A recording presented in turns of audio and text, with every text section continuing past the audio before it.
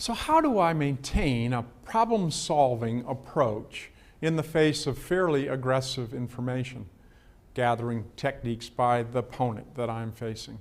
Remember, we've talked about in the differences with strategy and style that really the game is not so much what style and strategy you pick, but your ability to control your information and assess the other side. Think about assessment as having a number of components to it. You're trying to figure out what are the key questions that are involved in this dispute, and you're trying to figure out what's the trustworthiness of the other side to, in good faith, try to share in a solution to that problem.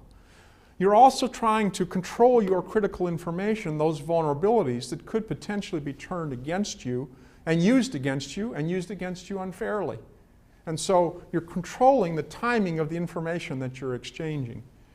Partly what you're doing then is you're hitting a moving target. The more trustworthy you have with the other side, the more you're willing to go ahead and share that critical information because you know it won't be used unfairly against you. So the negotiation history between the two of you starts to build up materials that allow you to be able to assess the other side. You get that during the negotiation session itself, but you also obviously get it before you come into the negotiation. When you're doing your background research, when you're looking at what it is that you know both about the opponent and about the opponent's representative. As you're gathering that information and assessing, though, you need to develop information exchange strategies that do not risk the problem-solving nature that you're trying to create between the two of you. And I want to give you some suggestions about how you might do that. How to control the negotiation. The lawyer must get, give, and guard your critical information as you're assessing the other side's point of view. So let's think together about what your options are when your opponent says things like, well, can you move any more off of that point?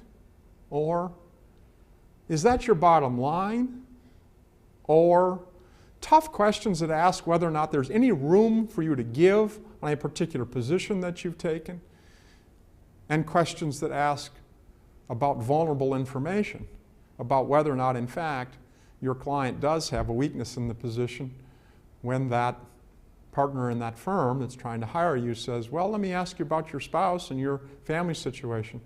And are you bound to the Atlanta area? So what you do is you've got to think, what do I do with that vulnerable information? How do I exchange that information? Obviously, one approach is to do it, and to do it honestly. But of course, the risk is it can be used against you. Number two, you start to create a cycle of mistrust if you misrepresent. We're willing to move.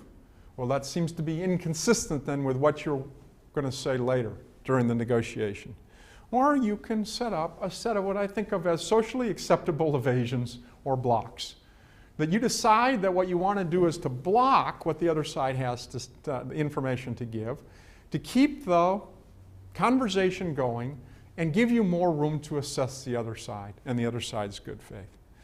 Let's look at the types of blocks. These are blocks that we see all the time from politicians, but let's name them and let's think through about what they're trying to do here and how they may be used by a negotiator in good faith to keep our going forward. First, blocking the opponent's information, we can simply ask a question instead of answering the question that they ask. You know, the question that could be prompted by, well, let me ask you, are you planning on moving? Or is Atlanta the place where you're going to be? Well, do you have any programs or benefits, employee benefits, for somebody who is in the Atlanta area that would make that attractive? Are there the way you're looking at your benefits packages or the way that you're looking at the firm and its support of families in the Atlanta community that should make us think about staying in Atlanta? You see, the question that's asked is, are you stuck in Atlanta? The answer is a question. Well, tell me, is there some benefit for me to stay in Atlanta from your perspective? Is that something that's attractive to you about me being in Atlanta? Or what you can do is you can over-answer or under-answer the question that's been asked. Can you tell me about your family situation and tell me about what it is that you and your wife's plans are, what her employment opportunities are? You say, you know, we are always and continually evaluating our family situation to try to make sure it's got the right mix of parenting from the both of us and the right mix of resources that are being used in the appropriate way. And so, frankly, we're always looking for the family as being one of the main goals that's going to drive our decision-making systems. You over-answer the question. One of my favorites at doing this is Ronald Reagan. President Ronald Reagan was our Teflon president, and you may remember press conferences that went something like this. President Reagan, are we going to send troops to Afghanistan? And remember what he would do would be he'd pause and he'd say, well. He always said, well. And then he'd say, we will do whatever it takes to make the world safe for democracy. You can go to the bank on it. We'll climb any mountain, ford any stream. We will do what it takes that liberty will ring throughout the world. And you say to yourself, well, what does that tell me about whether we're going to send troops to Afghanistan? Similarly, in almost any situation in a bargaining, you can block by simply over-answering the question. What are you looking to pay for in this car? I'm looking for the best possible car for the best possible price. Gives no information as to what your price level or price sensitivity is going to be. And that over-answer the question then is a technique that's very, very important. Another technique to be aware of, because it does create potential for misleading exchanges, is that what you can do is you can answer a question that's a little bit of a private under-answer of the question. It's not quite the question that's been asked, but you under-answer the question. Let me give you a classic example. You still are able to look yourself in the mirror here and say you tell the truth. So when we ask President Clinton, were you ever alone with Monica Lewinsky in the Oval Office? He may say to himself, well, the Oval Office includes the secretarial suite, which is occupied 24 hours a day by a secretary. The Oval Office, then, the definition of the Oval Office, takes into account what it is that the Oval Office is. I can say no, and nobody knows any different. But I have under-answered the question by not being explicit as to what my definition is of the Oval Office. That technique is a technique that obviously does have some misleading risks associated with it. You've got to ask yourself whether it passes the smell test. But what we do know in a negotiation is there is no obligation to volunteer clearly everything that you have and what the definitions of them are, and that follow-up questioning is predominantly the responsibility of your opponent. So a block that's socially acceptable might be in that situation is to under-answer the question. Now similarly, what you can do is you can answer a question that's so closely related that it seems like you're answering the same question. If I say, President Clinton, did you ever have sexual relationships with Monica Lewinsky? And I say sexual relationships only include missionary position sex, then what I can say is if you're asking whether I've ever had sexual intercourse with Monica Lewinsky, absolutely not. I have not. And what I have then is I've got an answer to a question that doesn't give the vulnerable information. I answer a different question. I may make it explicit or I may not. Two other techniques that I think keep the conversations going that still allow you the room to block are to rule the question out of bounds. And I want to relate this to a technique that's called agenda control.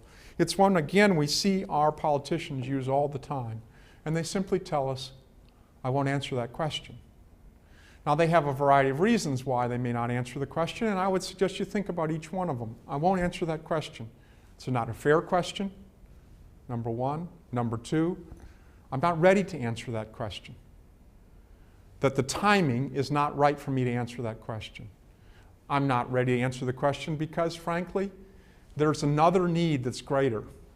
I think, for example, of a kind of a classic exchange that may occur with a right to control or a gun owner, gun rights representative who is being asked to comment on a shooting in a school. And the question is, don't we have to have some gun control, says the press.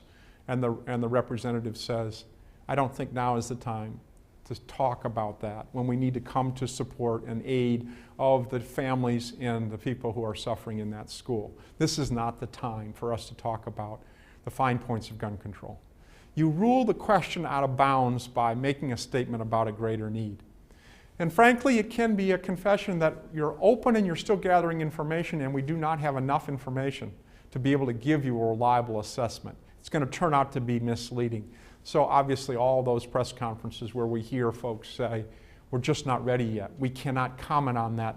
The investigation is ongoing. These are all techniques that you can use in a negotiation, which can say, I'm not going to answer that question now. I'm going to rule it out of bounds.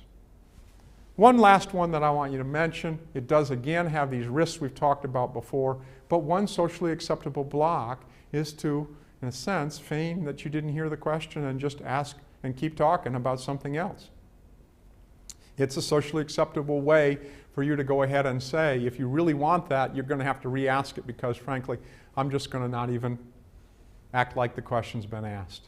And ignore the question and keep on talking is another technique. When you're in a negotiation then, prepare what your responses are going to be to tough questions. Get yourself ready to realize that maybe you're ready to go ahead and give the honest answer. But maybe what you want to do is to keep the conversation going and try one of these techniques and blocks so that you don't get caught with a question, with a deer in the headlights look on your face, showing your vulnerability and also showing that you don't have much to say about it or provide. And the assessment then advantage goes to your opponent as opposed to you, in the language of competitive bargaining.